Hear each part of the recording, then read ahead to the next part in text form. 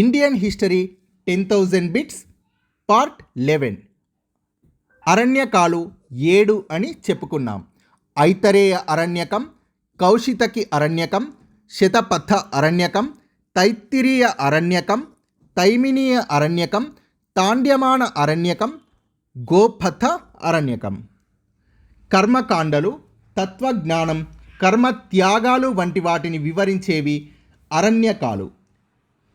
అరణ్యాలలోని మునులు, ఋషుల చర్చల సారాంశాలుగా సంకలనం చేయబడినవి అరణ్యకాలు.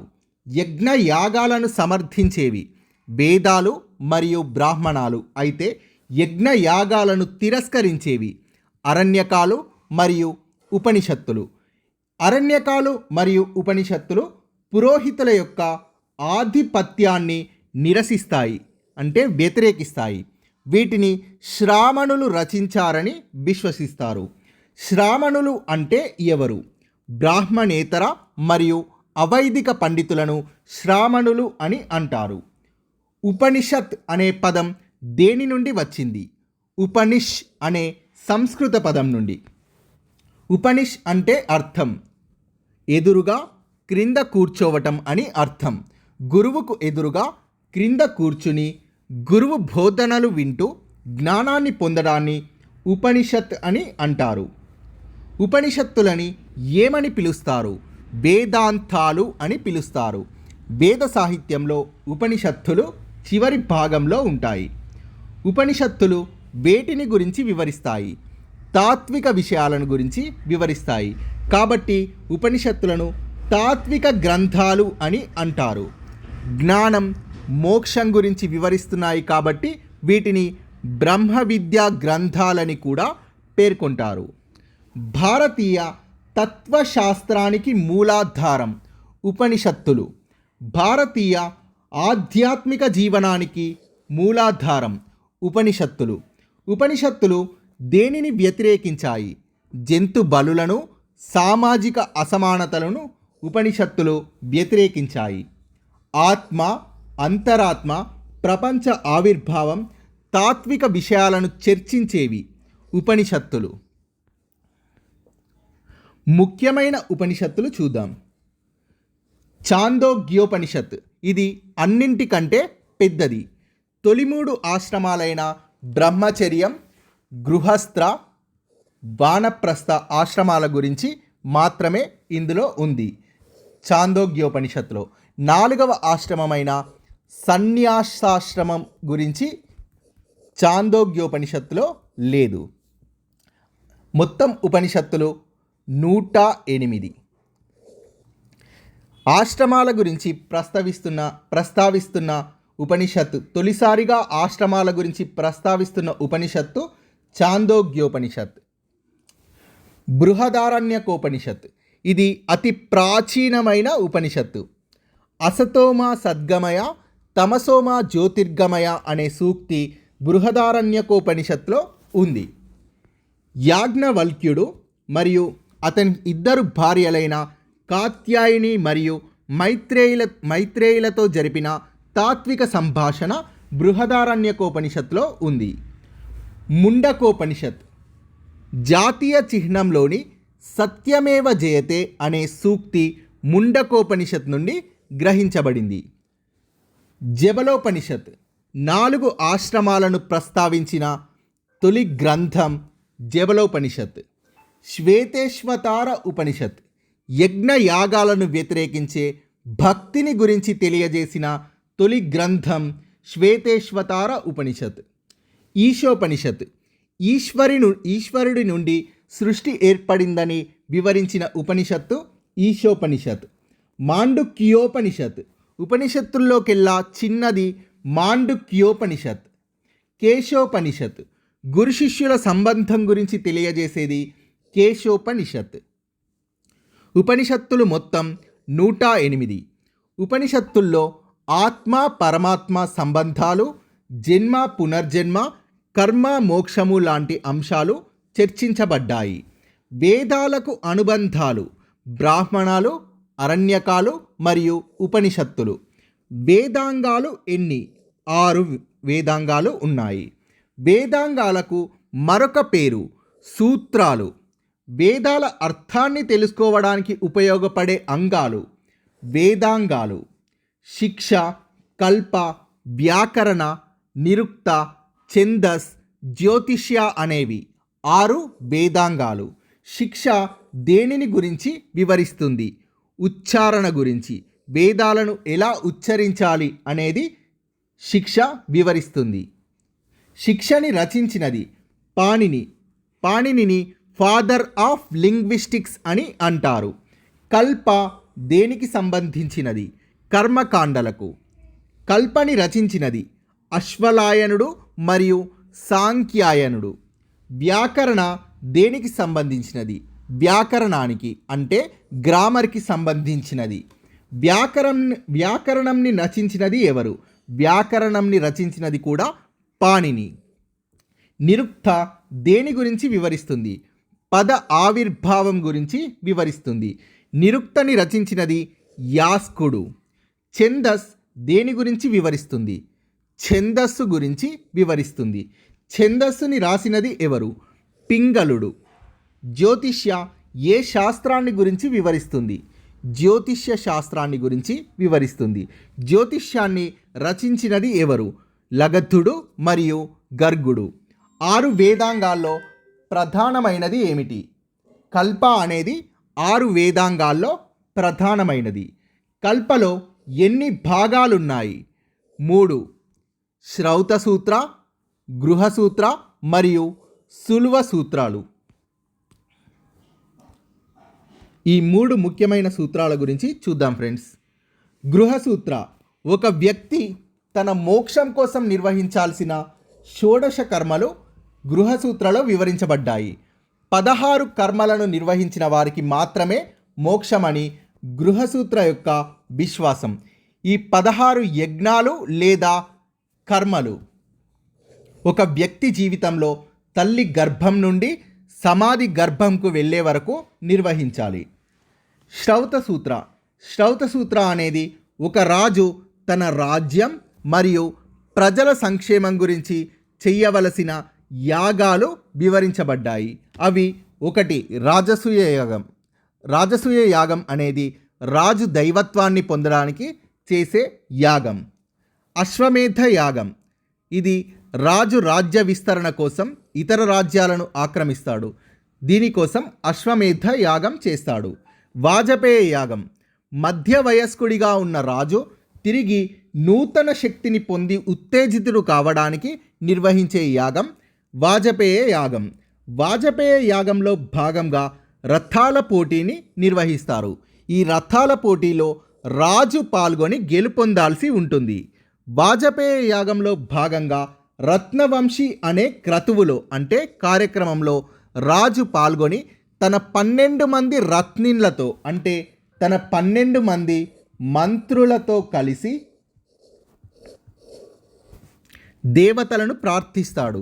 ఈ యాగం పూర్తయిన అనంతరం రాజుకు సామ్రాట్ అనే బిరుదు ఇవ్వబడుతుంది. శ్రౌత సూత్రలో చెప్పబడిన యాగాలను సామాన్య ప్రజలు చేయడానికి వీలు లేదు. సులువ సూత్ర యజ్ఞగుండాల నిర్మాణానికి సంబంధించిన గ్రంథం.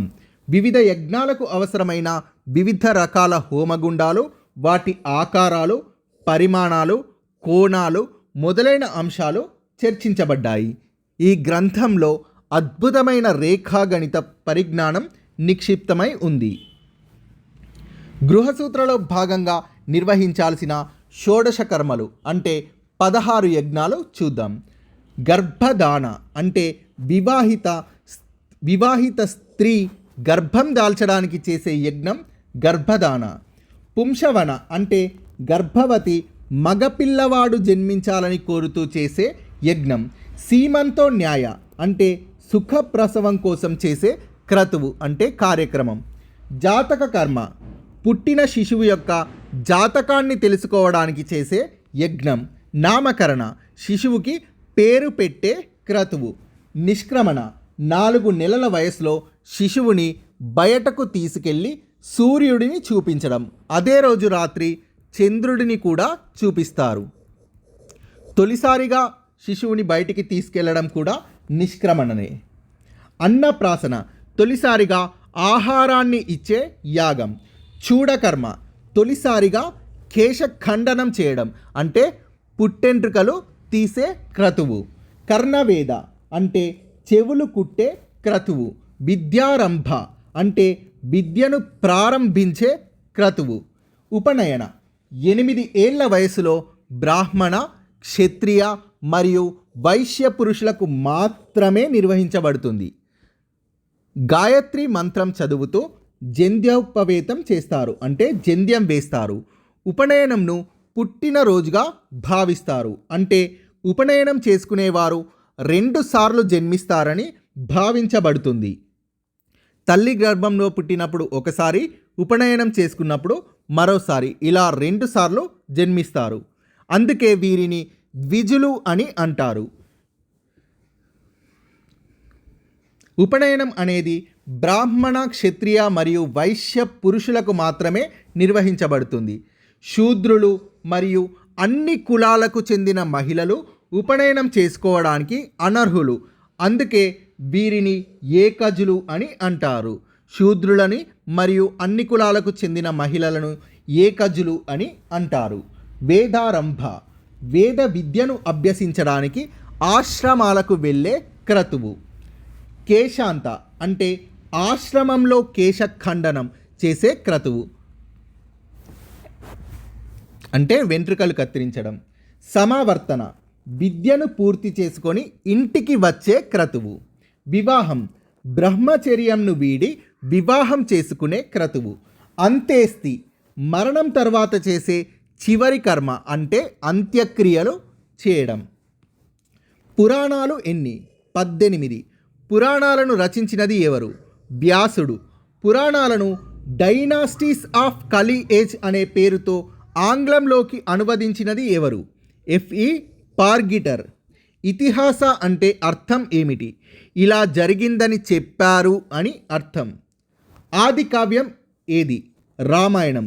దీనిని రచించినది వాల్మీకి. ఆది కవి ఎవరు? వాల్మీకి.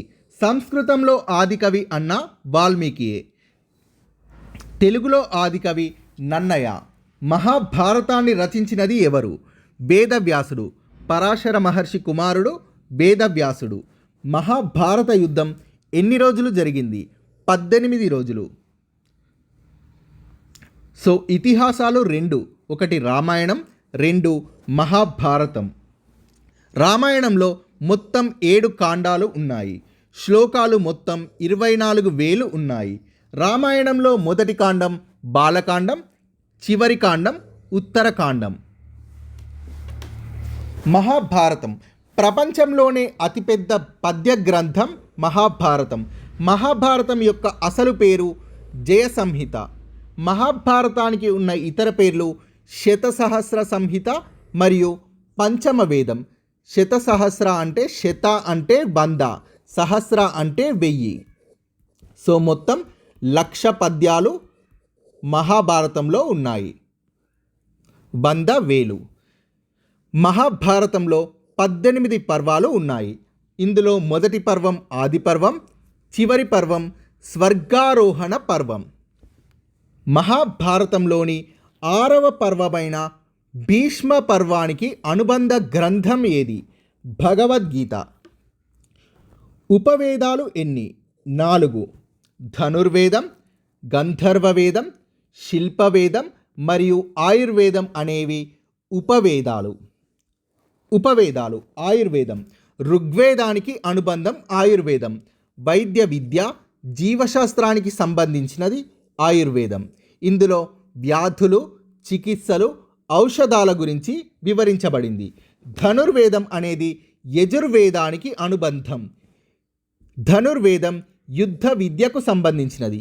యుద్ధ విద్యా పద్ధతులు, బిలువిద్య, వివిధ రకాల యుద్ధ విద్యల గురించి ధనుర్వేదం పేర్కొంటుంది. గాంధర్వ వేదం ఇది సామవేదానికి అనుబంధం. సంగీత విద్యకు సంబంధించినది గాంధర్వ వేదం. శిల్పవేదం దీనికి మరో పేరు స్థాపత్య వేదం. శిల్పవేదం అథర్వణ వేదానికి అనుబంధం. ఇది శిల్పకళకు సంబంధించినది. ఇందులో భవన నిర్మాణ శైలులు, దేవాలయాల నిర్మాణం, వాస్తు శిల్పకళ నిర్మాణ పద్ధతుల గురించి శిల్పవేదంలో వివరించబడింది. ధనుర్వేదం దేనిని గురించి వివరిస్తుంది? యుద్ధ విద్యలను. గంధర్వ వేదం దేనికి సంబంధించినది? సంగీతానికి. శిల్పవేదం దేనికి సంబంధించినది? భవన నిర్మాణ కళకు. ఆయుర్వేదం దేనికి సంబంధించినది? వైద్యశాస్త్రానికి లేదా జీవశాస్త్రానికి అని అకాడమీ బుక్లో ఉంది. దర్శనాలు ఎన్ని? 6. కావున వీటిని షడ్ దర్శనాలు అని అంటారు. షడ్ దర్శనాలు: సాంఖ్య దర్శనం రచించినది కపిలుడు, యోగ దర్శనం రచించినది పతంజలి, న్యాయ దర్శనం రచించినది గౌతముడు, వైశేషిక దర్శనం రచించినది కణాదుడు, పూర్వ మీమాంస దర్శనం రచించినది జైమిని, ఉత్తర మీమాంస దర్శనం రచించినది బాదరాయణుడు. వేదాలకు ప్రమాణంగా చెప్పబడినవి ఏమిటి? దర్శనాలు. Thank you friends. Please subscribe this channel.